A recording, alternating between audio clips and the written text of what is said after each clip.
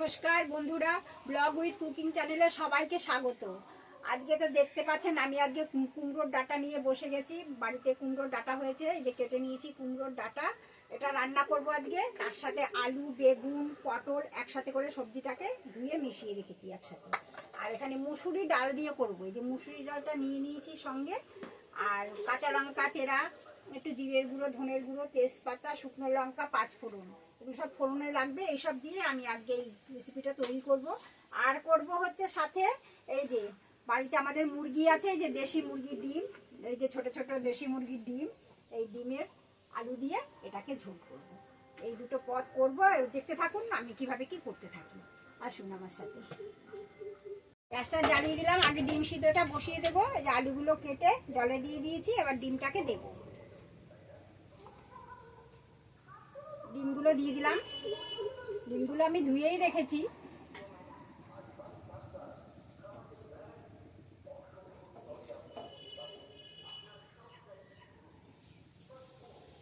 এবার একটু ডিমের মধ্যে একটু লবণ দিয়ে দেবো, তাহলে চোখলা উঠবে ভালোভাবে। ডিমটা সেদ্ধ হতে থাক। এবার আমি এদিকে কড়াই বসিয়েছি, গ্যাসটা জ্বালিয়ে দিলাম। এটা বসিয়েছি, কড়াইটা এখন গরম হয়ে গেছে। আমি সর্ষের তেল দিয়ে দিলাম, সাথে শুকনো লঙ্কা ফোড়ন দিলাম,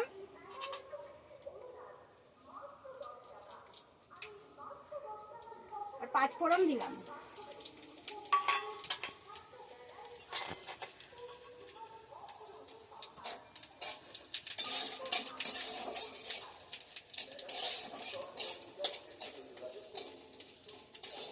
দুটো তেজপাতা দিয়ে দিলাম সাথে।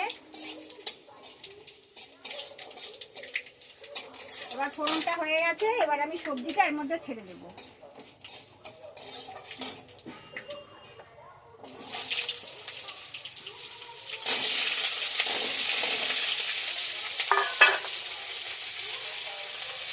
সঙ্গে একটু লবণ দিলাম,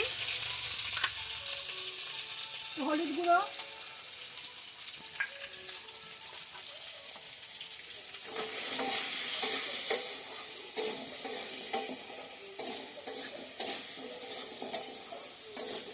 সবজিটা একটু ভাজা ভাজা হবে।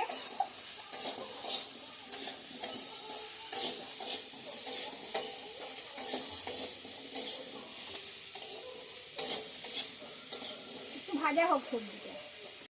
বন্ধুরা, সবজিটা দিয়েছিলাম, এবার সবজিটা দেখেন ভাজা ভাজা হয়ে গেছে।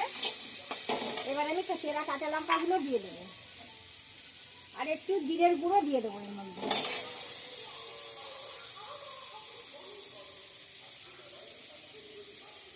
জিরের গুঁড়ো দিলাম, তাই একটু সামান্য একটু জল দেবো।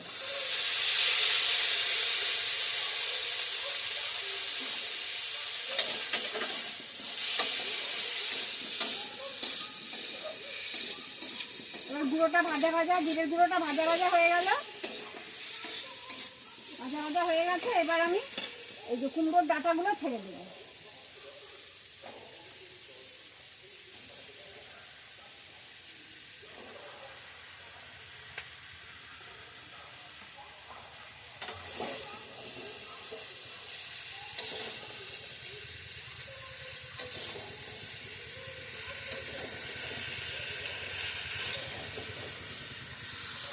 কুমড়ো ডাঁটাগুলো দিয়ে দিলাম। এবার আমি এটার মধ্যে যে মুসুরির ডালটা নিয়েছিলাম, ওই মুসুরির ডালটা এর মধ্যে দিয়ে দেবো। ডালটা একটু ধুয়ে নিলাম।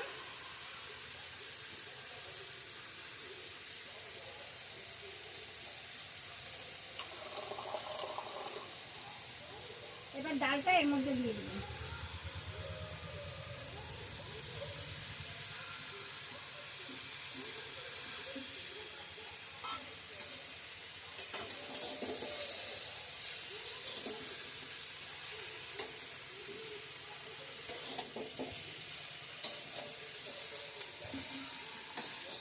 এবার ডালটা দিয়ে নাড়াচাড়া করলাম। নাড়াচাড়া করে এবার আমি জল দেবো এটার মধ্যে। এটার মধ্যে জল দিয়ে দেবো। একটু ডালটা সেদ্ধ হতে হবে, আর কুমড়োর ডাঁটাগুলো একটু সেদ্ধ হতে হবে। পরিমাণ মতন জল দিয়ে দিলাম। আর লবণটা আমি আগে দিয়েছি, আবার পরে একটু দেবো। এবার আমি ঢাকা দিয়ে দেবো। বন্ধুরা, আমি এই যে ঢাকা দিয়ে রেখেছিলাম, এবার ঢাকনাটা খুলবো। এই যে ডালটা অর্ধেক সেদ্ধ হয়ে গেছে, পুরো না, অর্ধেক সেদ্ধ, এইটাই ভালো লাগবে খেতে। দেখি সব সবজিগুলো সিদ্ধ হয়েছে নাকি। আলু সেদ্ধ হয়ে গেছে, ডাটা সেদ্ধ হয়ে গেছে, ডালটাও আধ ভাঙা অবস্থা হয়ে গেছে। এবার আমি এর মধ্যে একটু চিনি মিশিয়ে দেবো। নিরামিষ তরকারি তো চিনি দিলে ভালো লাগে। এই যে কেমন মাখো মাখো হয়ে গেছে, সব সিদ্ধ হয়ে গেছে, এবার মাখো মাখো হয়ে গেছে। এবার আমি এটা নামিয়ে নেব। একটু নাড়া দিলাম, একটু নাড়া দিয়ে একটু ঘেটে দিলাম। ঘেটে দিলে তরকারিটা খেতেও ভালো লাগে, দেখতেও ভালো লাগে।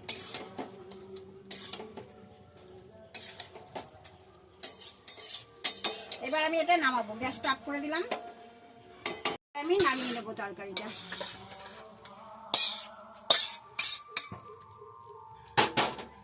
বন্ধুরা, এই যে ডিম আর আলু সেদ্ধ করে নিয়েছি, দেশি মুরগির ডিম।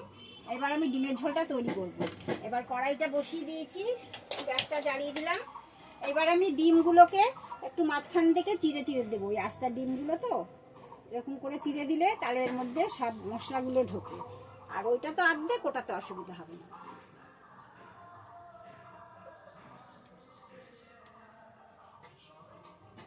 সব চেরা হয়ে গেছে। এবার আমি কড়াইটা গরম হয়ে গেছে, কড়াইতে সর্ষের তেল দেব। সর্ষের তেল দেব, একটু হলুদ দিয়ে দিলাম। এবার ডিমগুলো ছেড়ে দেব।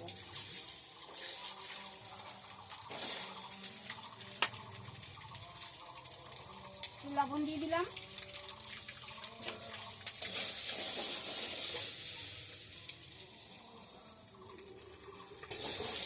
এই যে ডিমগুলো খুব সুন্দর ভাজা হয়ে গেল, হলুদও হয়ে গেল।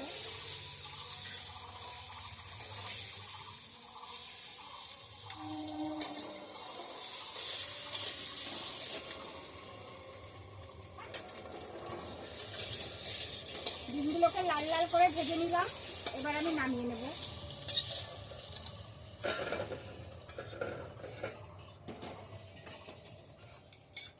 আর এই যে আধ ফালি দুটো ডিম আছে, এই দুটো দিয়ে দিলাম।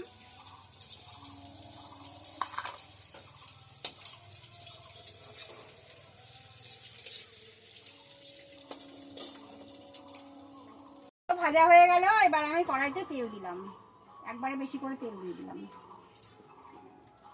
এবার সাদা জিরে ফোড়ন দিলাম।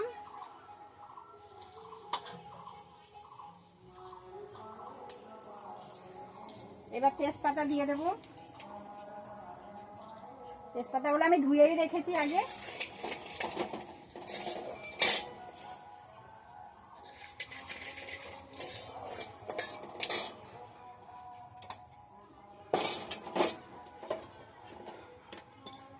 তেজপাতা দিয়ে দিলাম।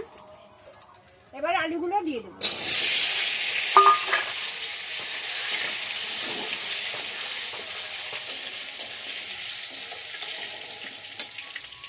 আলুগুলোর মধ্যে লবণ দিলাম,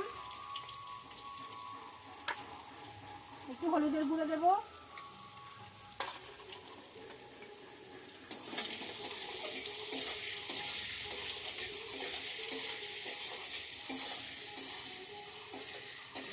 যে ডিমের আলু এভাবে ডিমের সাথে সেদ্ধ করে নিলে তরকারিটা ভালো হয়, খেতেও ভালো লাগে। এবার আলুটা ভাজা হয়ে গেছে। এবার আমি এক এক করে সব মশলাগুলো দেব। আলুটাও লাল লাল করে ভাজা হয়ে গেল। এখানে আদা বাটা আর পেঁয়াজ বাটা আর রসুন বাটা একসাথে করে রেখেছি, এটা দিয়ে দিলাম।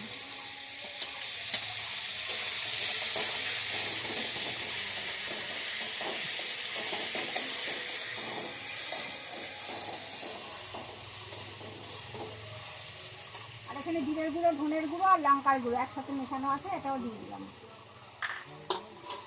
সামান্য একটু হলুদ গুঁড়ো দেওয়া আছে, আবার একটু দিলাম। এবার যেহেতু গুঁড়ো মশলা, তাই একটু সামান্য জল দেবো।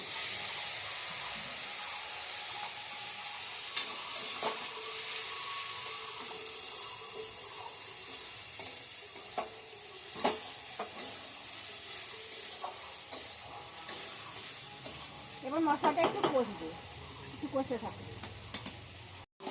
বন্ধুরা, এই যে মশলাটা কি সুন্দর কষা হয়ে গেছে, ভাজা ভাজা হয়ে গেছে পুরো মশলা। এবার আমি জলটা দিয়ে দেবো।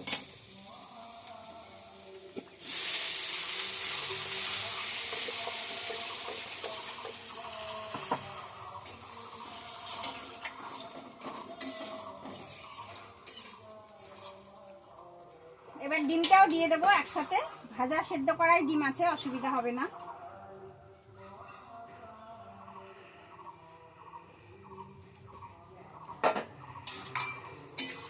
এবার একটু ঝোলটা একটু ফুটবে, ফোটার পরে গরম মশলা দিয়ে আমি নামিয়ে ফেলবো। ডিমের ঝোলটা হয়ে গেছে, আলুটা তো সেদ্ধ করাই ছিল, এই যে ঘন ঘন হয়ে গেছে। এবার আমি গরম মশলার গুঁড়োটা দিয়ে দেবো। বেশি দিলে গন্ধ ছড়াবে গরম মশলার গুঁড়ো, বেশি গুঁড়ো গন্ধ হয়ে গেলে ভালো লাগে না, এটাই ঠিক।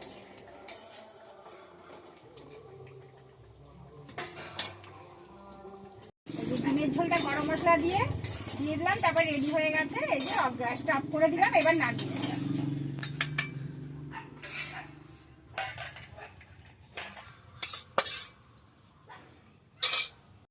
বন্ধুরা, যে ডিমের ঝোল আর কুমড়োর ডাঁটার তরকারি আমার হয়ে গেছে। দুটোই কিভাবে রান্না করলাম আপনারা তো দেখলেন। আপনারা এইভাবে কুমড়োর ডাঁটা ডাল দিয়ে করে খেয়ে দেখবেন, মাছ মাংস লাগবে না, এটাতেই এক থালা ভাত খাওয়া হয়ে যাবে। আর এই দুটো পদ যদি আপনাদের কাছে ভালো লেগে থাকে, একটু লাইক কমেন্ট সাবস্ক্রাইব করে আমাদের সাথে থাকবেন, আমাদের বন্ধু হবেন। আর দেখা হচ্ছে পরের ভিডিওতে। নমস্কার।